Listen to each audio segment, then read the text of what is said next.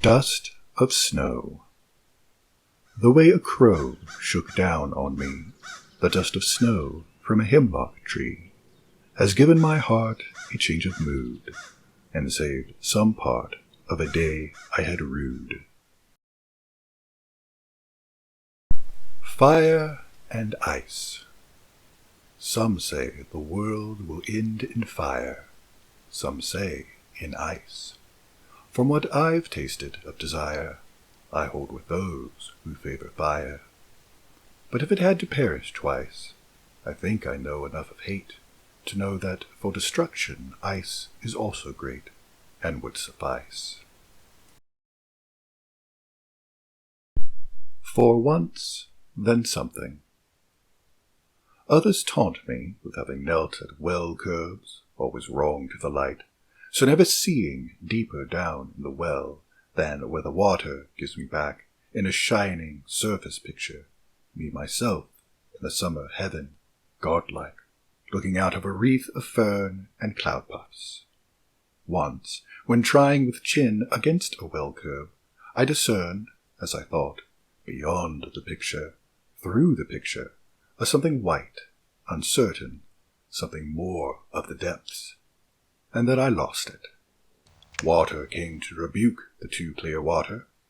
One drop fell from a fern, and lo, a ripple shook whatever it was lay there at bottom, blurred it, blotted it out. What was that whiteness? Truth? A pebble of quartz? For once, then, something. Goodbye, and keep cold. This saying goodbye on the edge of the dark and cold to an orchard so young in the bark reminds me of all that can happen to harm an orchard away at the end of the farm all winter, cut off by a hill from the house. I don't want it girdled by rabbit and mouse. I don't want it dreamily nibbled for browse by deer, and I don't want it budded by grouse. If certain it wouldn't be idle to call, I'd summon grouse, rabbit, and deer to the wall, and warn them away with a stick for a gun. I don't want it stirred by the heat of the sun. We made it secure against being, I hope, by setting it out on a northerly slope. No orchard's the worse for the wintriest storm, but one thing about it, it mustn't get warm. How often already you've had to be told, keep cold, young orchard. Goodbye, and keep cold. Dread 50 above more than 50 below. I have to be gone for a season or so.